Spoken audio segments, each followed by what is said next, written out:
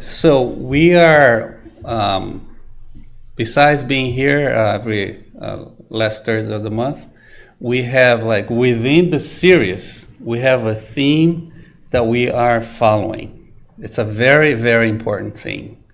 We had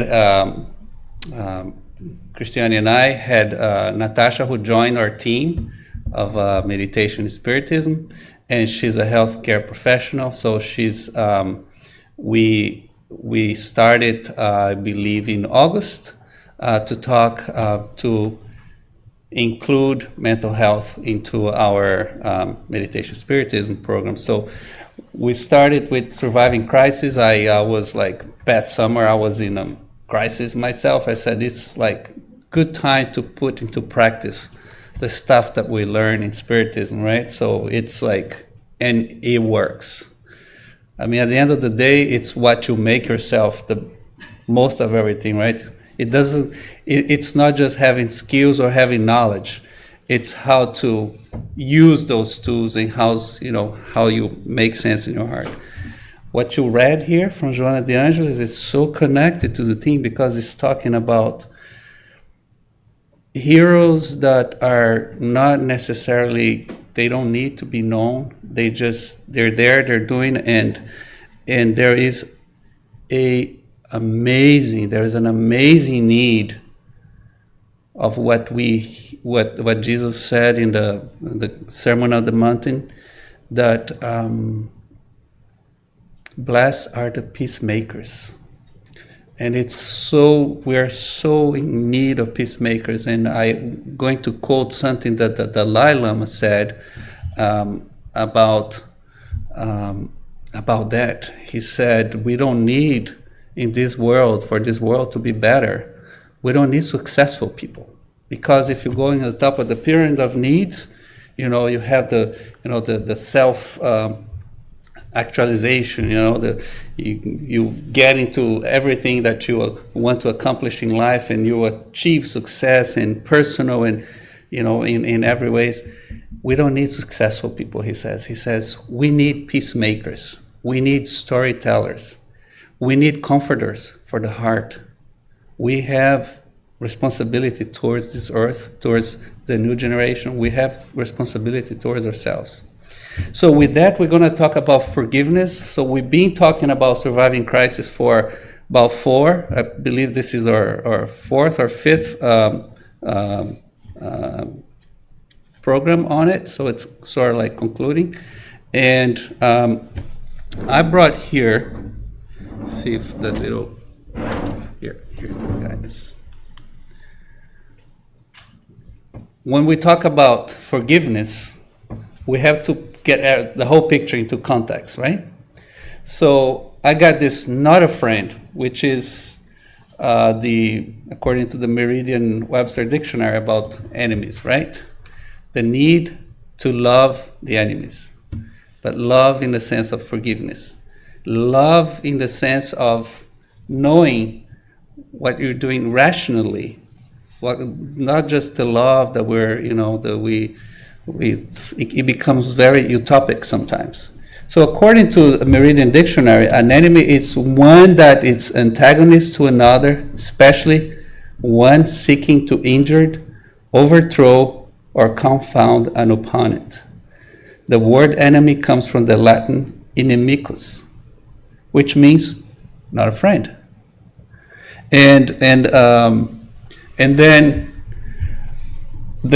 the key word here is friend, right? Because once we are in a situation that there are other people that you don't really know, sometimes it's like it's enemy of the country, it's enemy of, there's so much enemy. But when it becomes very personal, an enemy could be a friend or somebody that you love, that it's no longer a friend, it's somebody that the connection, the love connection, it's cut. The light has gone away. There is a darkness there. There's a tunnel going on. So I look to the same. I look the Britannica dictionary. So since we're doing the dictionary, for you to see the The comparison with a friend. According to Britannica, a friend is a person who you like and enjoy being with, or a person who helps or supports someone or something, such a cause or charity. There are many types of friends, such as best friends, close friends, casual friends, online friends, etc. Friends can enrich your life, provide emotional support, and share interests and hobbies. So a friend is somebody who you care for. A friend can be even a family member. It's like your spouse can be your best friend, and that's what we're meant to be. Naturally, we are built to be in relationships. And that's why we have been evolving, right? That's the most important attribute of the human being, the ominous, right? Our intelligence comes from our adaptability, and this adaptability comes in our building foundation, the need to be in a relationship. However, why we're talking all about this, right? Because in the gospel, we have a teaching from Jesus that's kind of a difficult if you're not really prepared to love your enemies. And thus I brought the gospel and the gospel according to Spiritism so we can compare both and kind of make sense of it. Because according to Jesus, if you love only those who love you, what reward would you have, since even sinners also love those who love them? And if you do good only to those who do good to you, what reward would you have, since even sinners do the same thing? And if you lend only to those from whom you can expect the same favor, what reward would you have, since even sinners lend to each another in order to receive the same advantage? But as for you, and now he's talking to us, love your enemies, do good to all, and lend without expecting anything. And then your reward will be very great, and you will be children of the Most High, who is good to integrate and even the wicked. Thus, be full of mercy, just as your God is full of mercy. So Jesus is inviting us to have this sense of forgiveness, not in the sense that we have to just blindly forgive. You have to know that we are built from love. In our essence, deep inside, we are in our way to perfection, but we were created with pure love. In our most inner core, there is just good stuff there. There is no evil there. In the second layer that there is the God-made, and that's our participation, right? Our contribution to our involvement. In that journey, we made some enemies, we did some bad stuff, and we're learning from it. But it's part of us. Even that is part of us. There is a quote from Ted Roosevelt that they're asking about how to destroy our enemies, and he responds, "Don't you destroy your enemy by making him your friend?" There you go. You keep now. If you're going to quote that, I have to quote from Coppola, the Godfather. You keep your friends close, your enemies closer. But that's with the family. So what AI? Now everybody's I went to the AI because I was looking through the dictionary. This is a print screen from ChatGPT. That's what everybody's talking. And I loved what the AI is doing, artificial intelligence. So the question is, who are the enemies? And they gave me the definition from the dictionary. It says, here's a poem I wrote about enemies. And listen to this poem. So cute. Enemies are those who oppose us, who seek to harm us or destroy us. But enemies are also teachers who challenge us and make us stronger. AI is spiritist. Enemies can be found everywhere, in politics, in war, in love. But enemies can also be within, in our fears, in our doubts, and in our pride. Enemies are not always evil. Sometimes they're just different. But enemies are always human. And they deserve respect and compassion. This is AI. That's why I'm like, and that was, they just created this poem for me, for my search. I was like, wow. And it's, everything that's there is very true. And that, it's like, in itself, we have a whole lecture about it. But going back to Jesus' teaching there, now this is in chapter 12, Item 3, love your enemies in the gospel according to Spiritism. So what Jesus had given that message, because remember, back then we weren't equipped to understand the full message, and you cannot, and that's the problem about some people just read the Bible very literally, the scriptures literally, and that could create some kind of confusion, because if everything is so literal, a lot of stuff wouldn't make sense. Like, the part like, if your eye causes you scandal, you have to pluck an eye, and, and you'll be fine. It's not like that. You'll be blind, yeah. So this is, I'm going to read here, because I think that's the best thing, is to be, faithful to the text. To love one's enemies, therefore, does not mean holding for them an affection that is not natural. True, right? Since contact with an enemy makes the heart beat in a much different way than does contact with a friend. Very natural. And again, according to Freud, and Freud was very, you can say that Freud was very materialistic, but he was based his studies in reason. And one of the things that he says, that I have a problem with the gospel, with this part, because it's not natural. It's not. He was studying the human being, and after Freud, many other great psychologists came, like Professor Jung and others. We are built, and we have a nature that our brain. It's still primitive in many ways. So we have to access our spiritual brain, or spiritual person, or a spiritual being, in order for us to reach farther.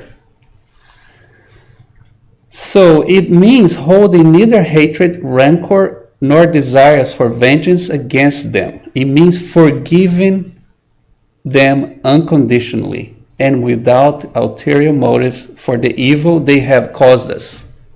It means not setting up any obstacles to reconciliation. It means wanting the good for them instead of wishing them evil. It means rejoicing instead of despairing for the good that reaches them. It means extending to them a helping hand in case of necessity. It means abstaining either in word or in act from anything that might harm them. Finally, it means repaying their evil with good in everything, with no intention of humiliating them.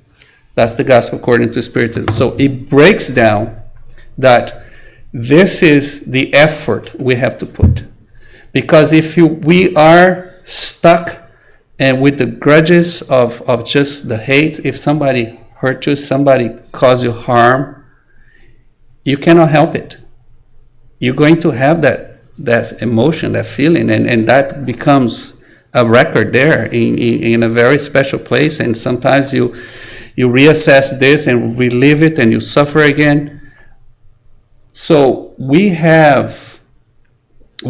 order to love them, we have to make this effort little by little. The forgiving as a healing power, it's like little by little. Instead of having hateful thoughts, we change those thoughts. Let's have positive thoughts, because the more we are entangled with somebody else, the more of the prisoner we are of those feelings. And if you think you deserve better, I don't want to ever see this person on the face of the earth. It doesn't matter. The person can be in Siberia and you're here, but just the fact that you're thinking about that person, you're already entangled, and you're reliving that. That's not the best way for you to free yourself from it. I brought this since we're talking about I have a lot of respect for Mayo Clinic. And I know most of you guys know, and I had many friends who had a lot of success in treatments with Mayo Clinic. So I found that in my research, I found this very interesting because we're talking about medicine for the soul, right? Mayo Clinic came with this article called "Forgiveness: Letting Go of Grudges and Bitterness." When someone you care about hurts you, you can hold on to anger and resentment, or embrace forgiveness and move forward. I could not believe the Mayo Clinic was talking about forgiveness. Did you believe that? They're like, I have our friend out here is in healthcare, and they're pretty good in health treatments. But now, never before, we see all of those. There is a lot of studies in neuropsychology and so many others, but we are more and more we're approaching mental health and emotional balance in a way that medicine is becoming a little more complete. It's like a holistic way to treat. So they go on to say, why is it so easy to hold a grudge? Being hurt by someone, particularly someone you love and trust, can cause anger, sadness, and confusion. If you dwell on hurtful events or situations, grudges filled with resentment and hostility can take root. If you allow negative feelings to crowd out positive feelings, you might find yourself swallowed up by bitterness or a sense of injustice.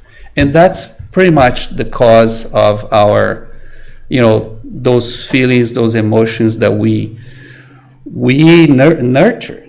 It's like nurturing something. It's like you can nurture something for your benefit, or you can nurture something that is actually hurting you. It's like a sort of counterproductive, right? That you're going to nurture something that actually is hurting you. Why are you going to keep that? There is no space here.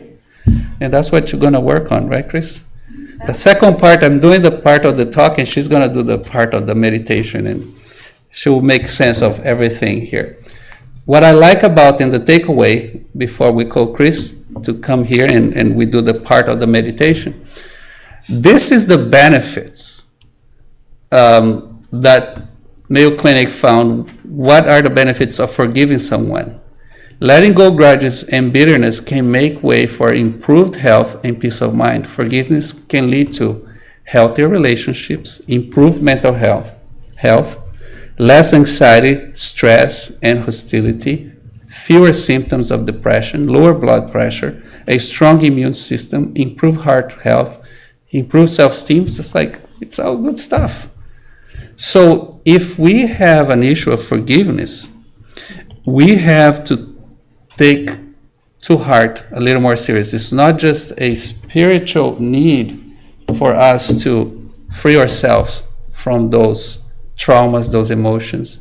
If we need, we should do the holistic way. Find help, treatment, because if that situation becomes traumatic and it's impairing your quality of life, it's impairing you from, there are some situations that people really have issues of depression that it can escalate to a very serious level. So we need help. We need to talk to professionals. We offer here, Peter is part of it, on Wednesday, fraternal counseling. It's a one-on-one conversation. We're here to help. The Spiritism Center, it's a resource for us to seek for help and balance. We have many literatures here that can help us. We have one of the things that I want to close before I go close, calling Chris, that once we are, and this is Jesus' simplicity, right? If we are having trouble to forgive, and it is difficult, we just need to do one thing. We have to ask ourselves, am I being honest to myself? Because we are not perfect beings. And if we are also made our mistakes, we have to give the benefit to the other person that maybe in this life you're doing well, but we have so many lifetimes. And sometimes people are in our lives, not sometimes, all the time. People are in our lives not by coincidence. There is a reason. We have a history together. And we're going to continue having a journey, maybe closer or not as close. But if we are in that situation, we need to forgive ourselves and forgive them. And once we go through the Lord's Prayer, that part that we say, forgive our trespasses as we forgive those who trespass against us. That, if we're unable, if we have an issue of forgiveness, stop right there. Don't even complete the prayer because it will be fake. It's not going to be truthful, and that prayer is not going to go nowhere. I do it myself. I stopped if thankfully I don't really have many situations, but I had some situations. So when it came to that part, I kind of choked, and I started to say, God, I have this, forgive me, forgive my trespasses. But I know that I'm being a little hypocritical because there is this situation that I cannot really right now find forgiveness. So I ask you to help me. Help me to change that feeling, change that. So help me see this person in a better light and help me have more forgiveness. And every time I did that prayer and help this person, it made me feel better. Because I was a little more honest. And because I didn't say, as I forgive, because I know inside I was still struggling. And that was some time ago, and I overcame that. And I'm applying that, what we just talked about here. So I'm going to ask Chris to come here and continue the conversation for us. Or the meditation.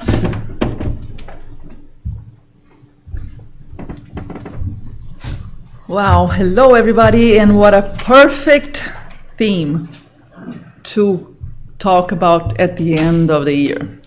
Isn't that where we go?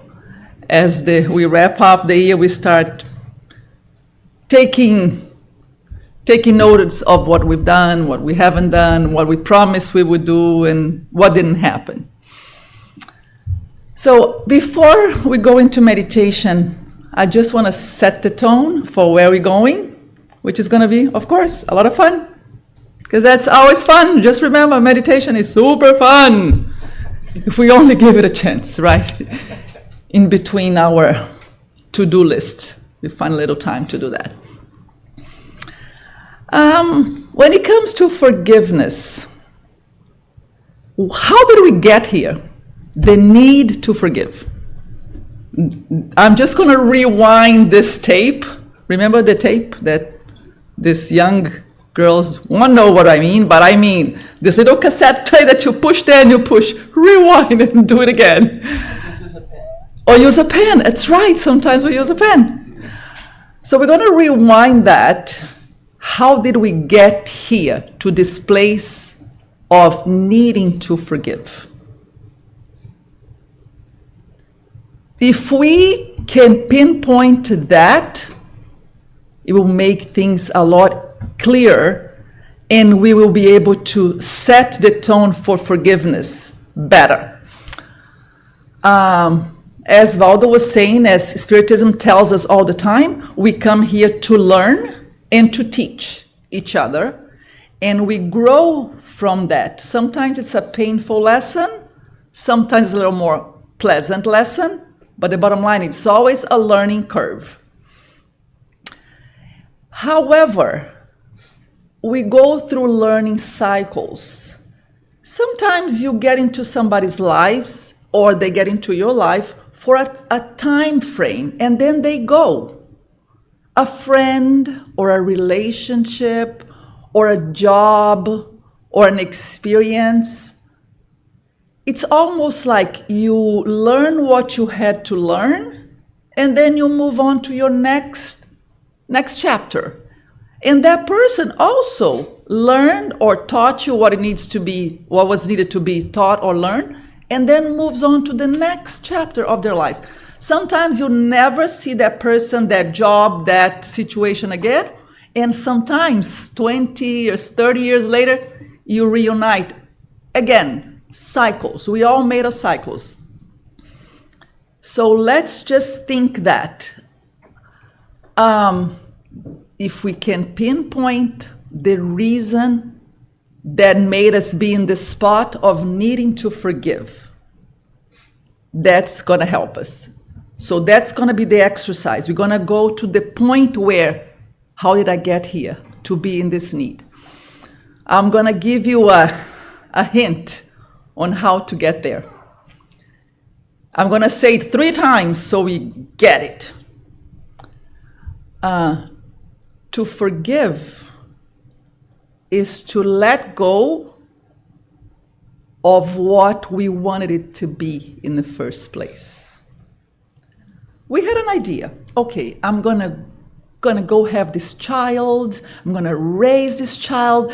He's gonna do so well. He's gonna be a very loving person. He's gonna do well in school. He's gonna whatever. He's gonna be this amazing kid.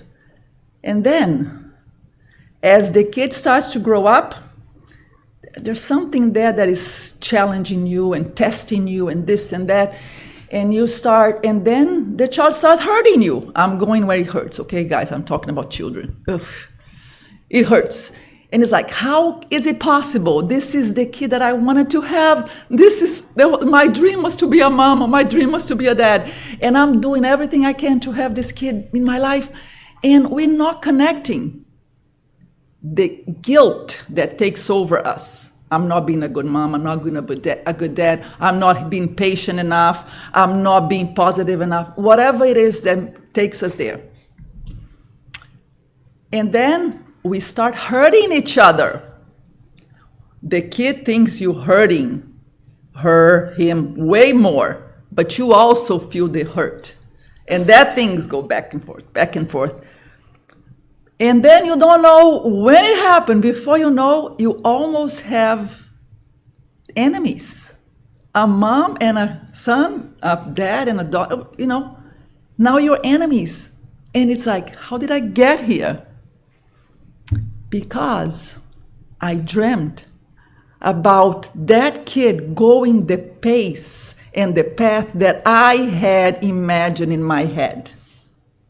The child that is not an adult, is now an adult, made different choices and came here to teach me that my way is my way and his or her way is her way. And it's still okay. When I learn to let go of the longing to be what I had imagined that it would be, it makes it easier for me to forgive. Not the choices that my child made. Makes me forgive her or him for the hurt that hit me by the lack of understanding of the path of the other person. This applies to your child, to your parents, to your boss, to your wife, to your ex-wife, to your ex-husband. Some of us are there. And it's challenging because when you get married, you don't need to forgive. Everything is so pink. Everything is pretty. You made that decision. It's a forever.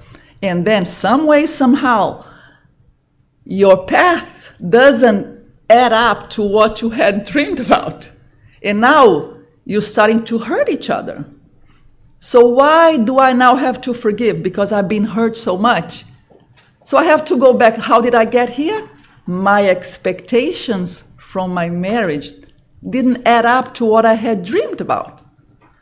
It changes the subject, but the situation is the same. If I can go back to how did I get to the point of needing to forgive, it always has to do with what I visualized and what actually happened. And when those two things are too far apart, it puts us in a position to hurt and get hurt. And that's when we are needing to forgive. It's okay to let go. It's okay. But even letting go what is hurtful is hard because you get so used to the hurt that you can't let go of the hurt either. So it's like, okay, how do we do this? We're going to do a meditation that will take us to two different places.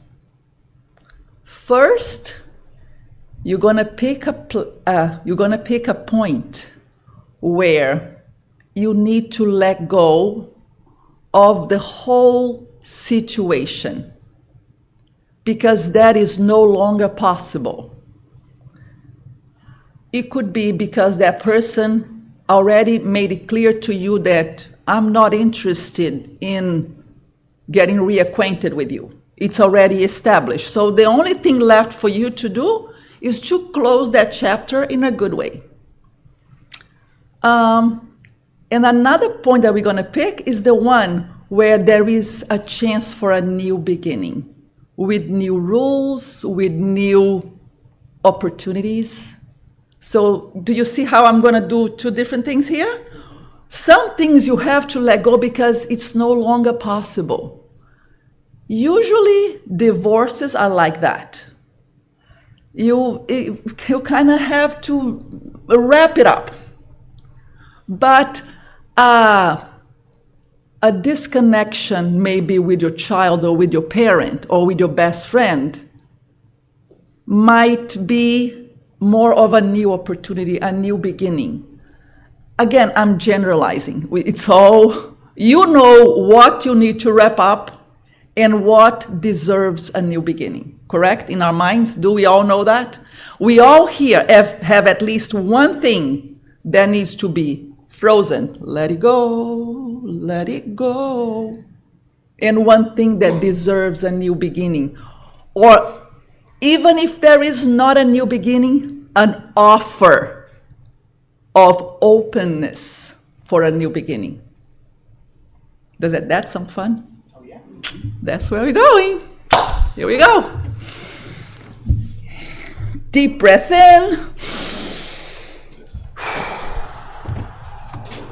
Relax. Let go of everything that is outside. We're just going to be here. No worries about tomorrow, the to-do list. Just a moment with your heart.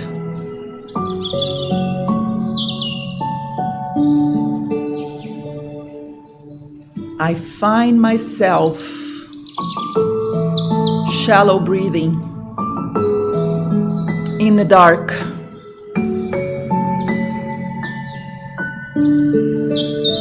Uncomfortable.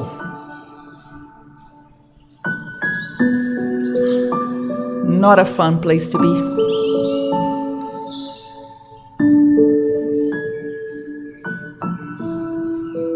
How did I get here?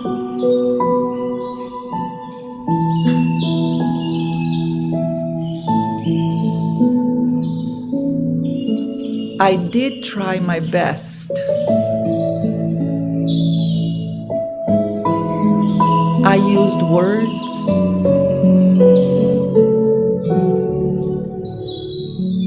I used positive thinking. I offered help.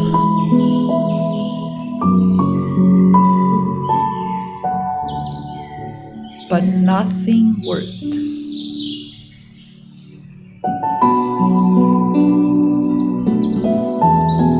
I need to find a way to get out of this darkness. So I choose to lighten up a candle.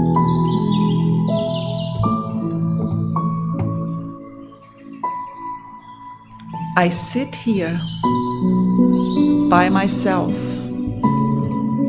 in the dark But now I hold on to a candle.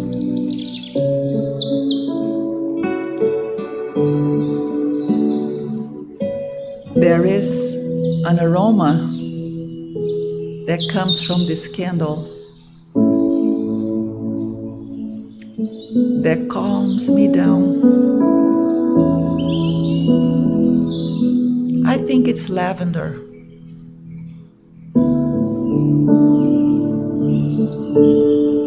The warmth of the candle calms my heart.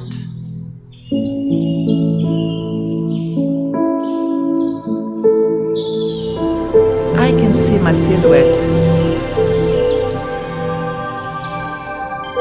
My hands hold the candle.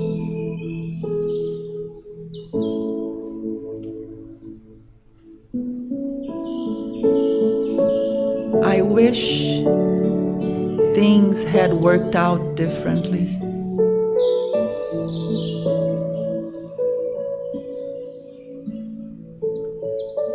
I wish I hadn't used those harsh words.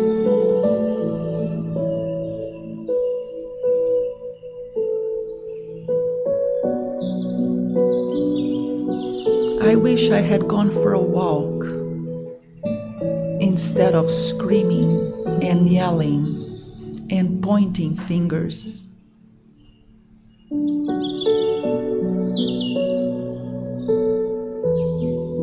I take a deep breath. Let the lavender fill my soul.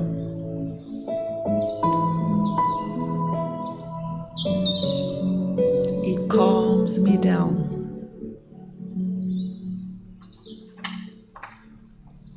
I wish I had not been blamed for all those ugly things.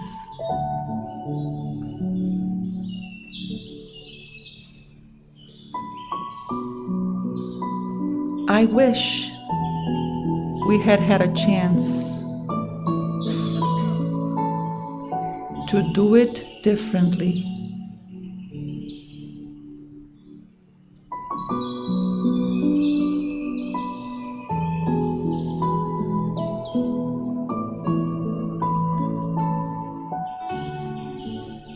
I see that person very far,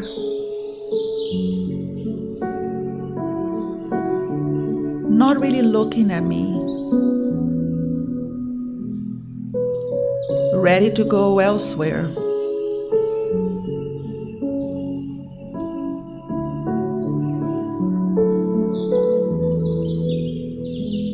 I hold on to my candle.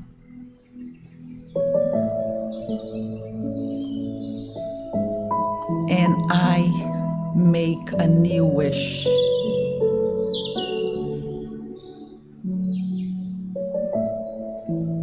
I wish you all the best.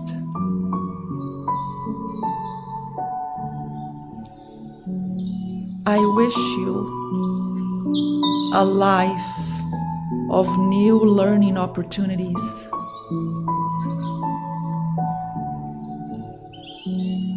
I wish you joy and love.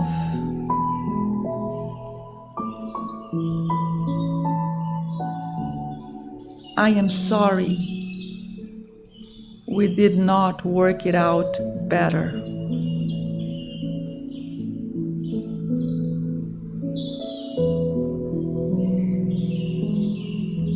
I wish you a better chapter where people are gonna listen to you and you're gonna talk to them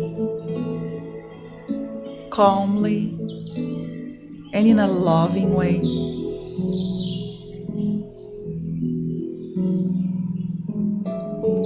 I am sorry for hurting you.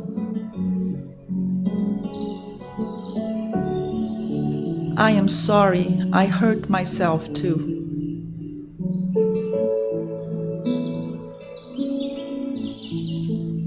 Our learning is teaching us how to do different in our next chapter.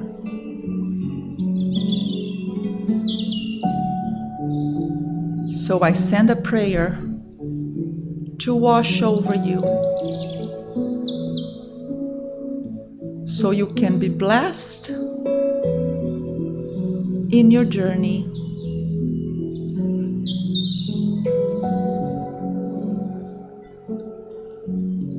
I find it easier to sit with my candle.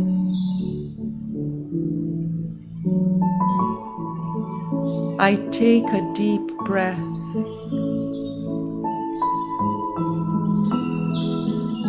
And I know the time has come.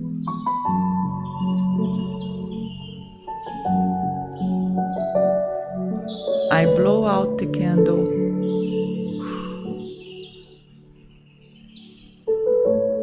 That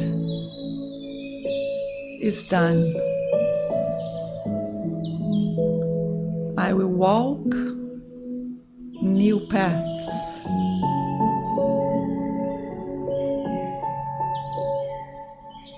We will both learn new ways.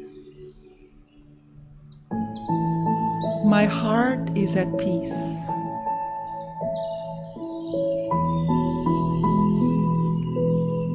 My shoulders are lighter. All is well. We are exactly where we need to be.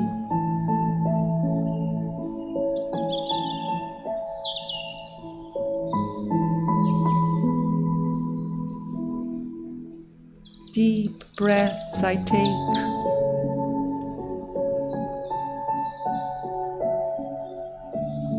I make peace with what is.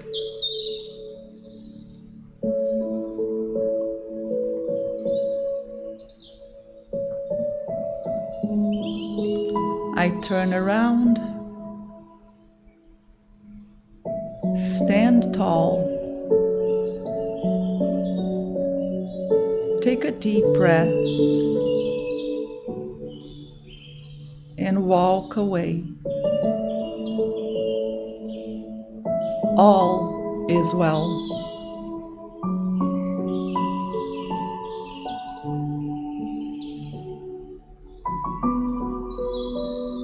As I walk,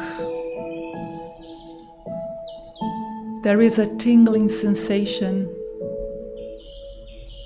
that takes over my heart, and a question pops into my head.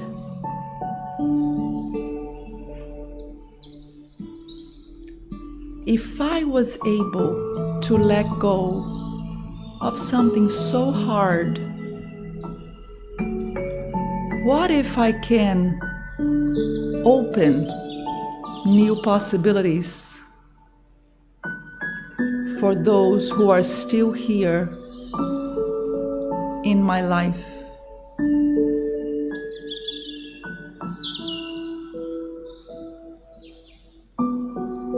The smile takes over. I take a deeper breath. This person comes to mind. I know we still stand a chance.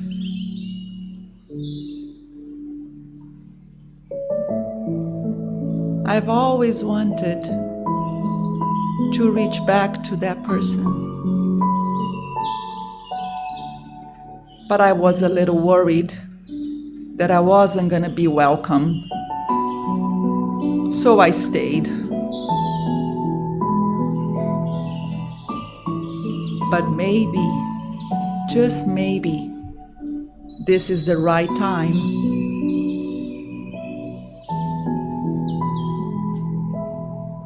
I start walking, and with strong steps, deeper breath, full of determination,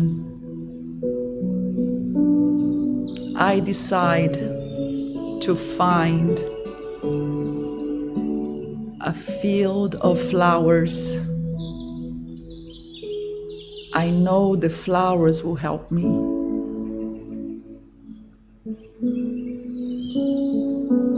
And I walk, and with every step, I get a little more confident that that is possible.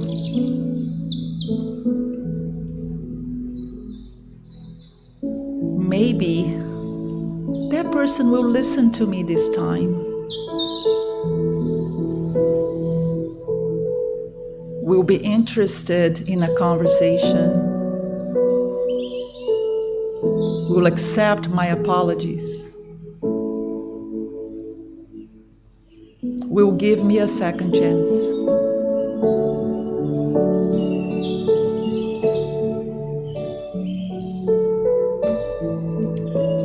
I walk the field and look for the perfect flower.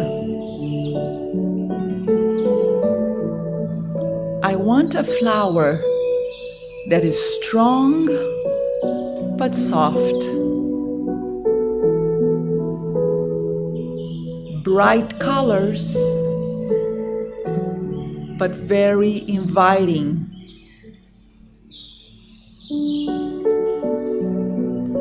with a perfume that just touches the heart. I will find the perfect flower.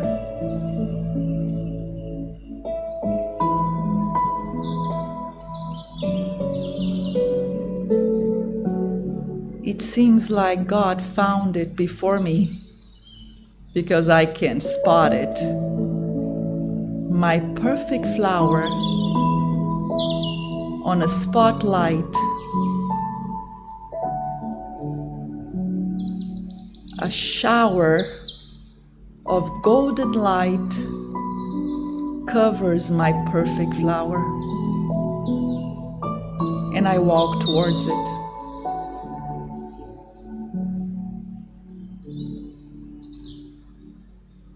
I bend and make sure I can pick it up softly and carefully.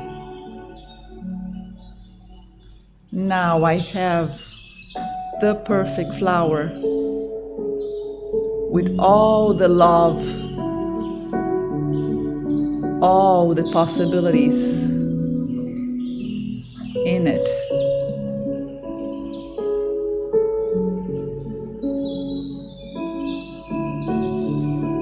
I get back to the path, and I have a mission. I am gonna find that very special person that needs this flower.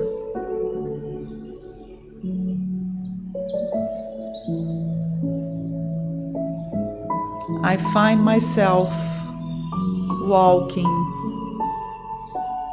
confidently that it all will be okay.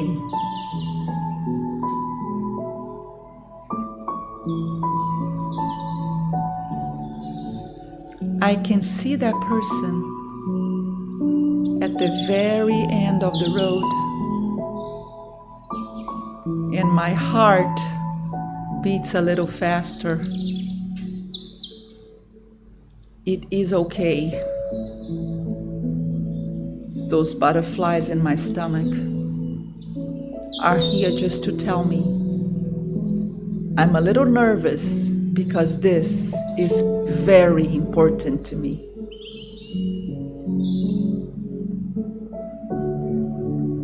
I take a deeper breath and keep on walking. Maybe it's my mind playing games, but it looks like there is a smile waiting for me.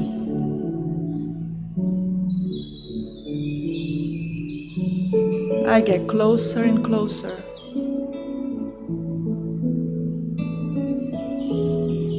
Find myself face to face with this person that is so important in my life.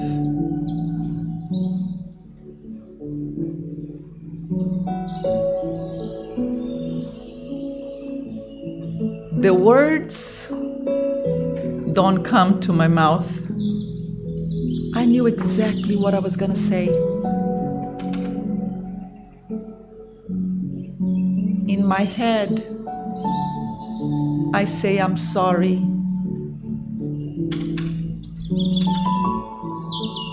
In my head, I say I love you. In my head, I say I want you in my life.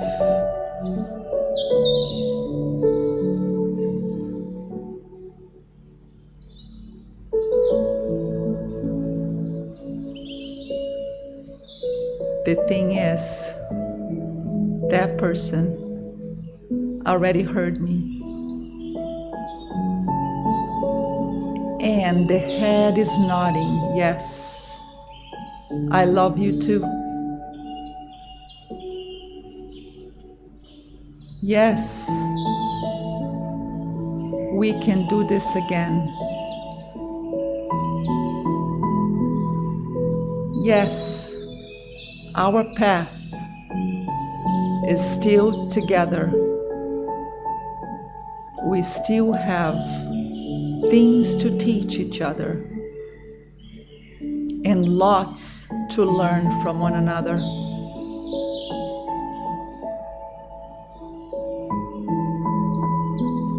I give this person the perfect flower, and our eyes meet. We breathe together.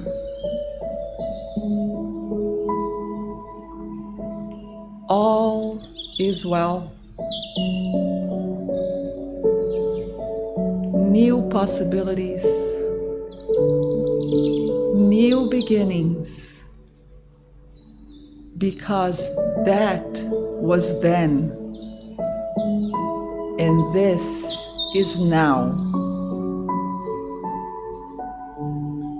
We are now in a better place to grow together. That was then, and this is now.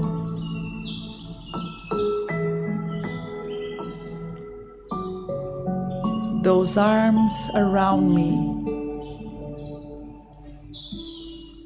my arms around this special person, and all I can do is say thank you. Thank you, Jesus, for showing me the way. Thank you, Jesus, for showing me that I am capable of trying again, that I have learned from my mistakes. I will fall again, but I will continue. And the comfort of those arms around me tell me everything I need to know. All is well.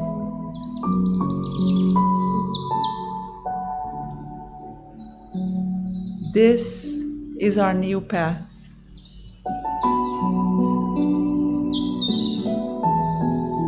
We hold hands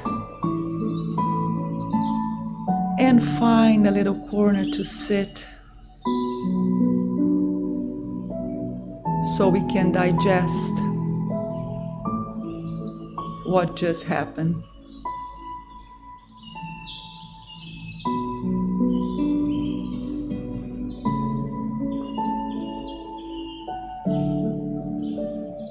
The new beginning starts now, and my heart rejoices